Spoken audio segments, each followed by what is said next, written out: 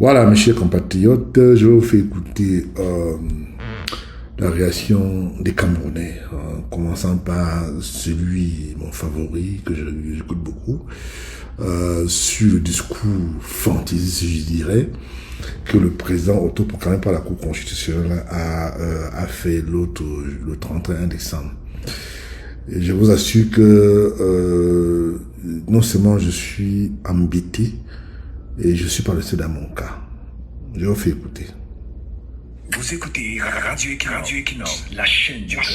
La chaîne du peuple. Bonjour, dimanche 31 décembre 2023, nous nous sommes entêtés à suivre le traditionnel discours du chef de l'État à la nation. Il serait malhonnête de notre part de ne pas avouer que ça a été un véritable supplice. C'est notre opinion à nous, notre ressenti. Ça a été un véritable supplice. C'est comme si on nous avait seulement punis. C'est comme si on nous avait seulement forcé à suivre le chef de l'État. Nous étions très peinés. Aucun Camerounais honnête ou sérieux, aucun Camerounais qui jouit de toutes ses facultés ne peut dire qu'il était dans le confort pendant tout le temps qu'a duré cette agresse du chef de l'État à la nation. Peut-être certains se sont demandé qu'est-ce qu'on a fait au bon Dieu, qu'est-ce qui nous arrive, sommes-nous envoûtés, les gens sont-ils venus faire des incantations mystiques sur nous? Nous suivions ce discours comme si nous assistions à une séance d'hypnose. Bref, nous ne comprenions rien du tout. C'était un véritable supplice. Pourquoi nous parlons de supplice?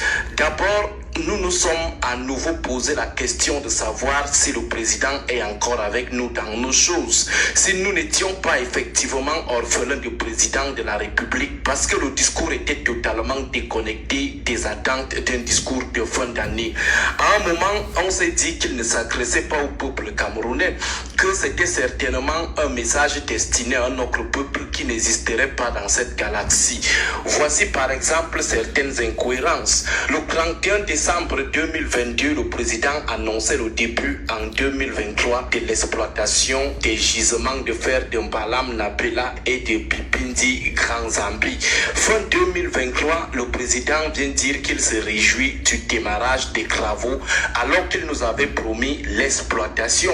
Il nous ramène encore à la phase de démarrage des travaux. Pourtant, il nous avait dit qu'en 2023, nous allons commencer à exploiter ces mines. On s'attendait donc à ce qu'il nous dise ce que l'exploitation de ces gisements a généré cette année.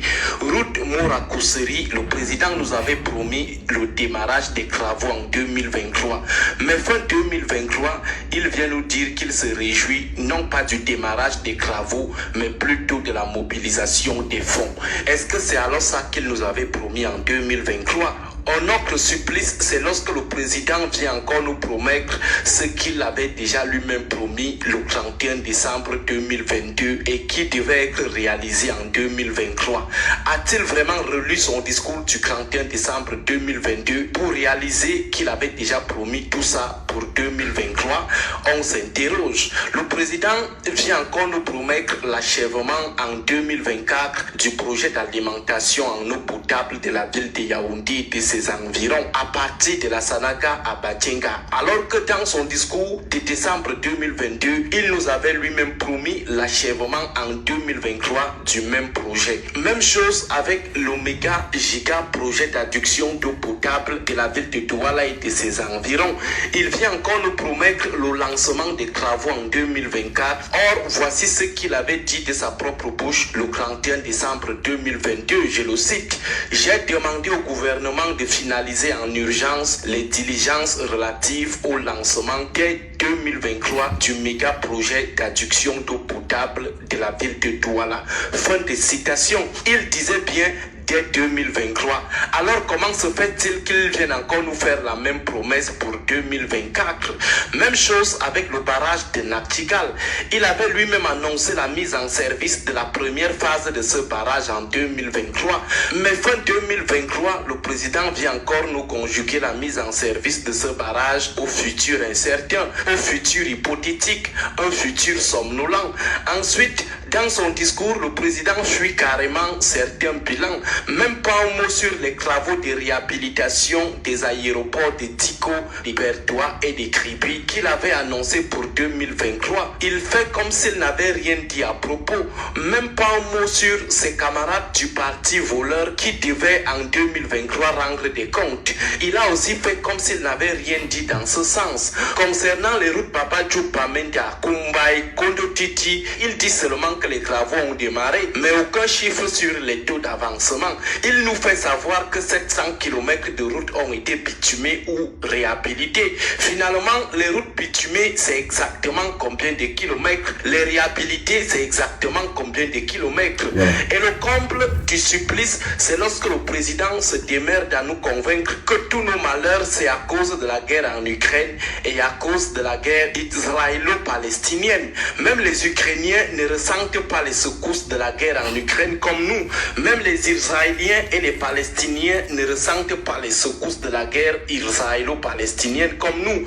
Dès qu'il y a coup de feu en Ukraine, ça agit directement sur les prix des produits au Cameroun. Dès qu'il y a coup de feu en Israël ou en Palestine, les prix augmentent directement au Cameroun. Quelle sensibilité! Le Cameroun serait alors le pays le plus sensible aux conjonctures internationales. De toute façon, pour reprendre le chanteur Grand Barak, on a seulement envie de dire au président, monsieur le président, il faut laisser. Ça ne sert à rien de continuer de forcer. À demain pour la suite de ce supplice avec les annonces chaotiques du chef de l'État qui promet la bagarre à tout le monde en 2024. Une fois de plus, bonne et heureuse année 2024. Alors, vous avez compris, hein, je n'ai pas d'autres commentaires à faire. Et je vous dis que le président autoproclamé par la Cour constitutionnelle ne contrôle plus rien.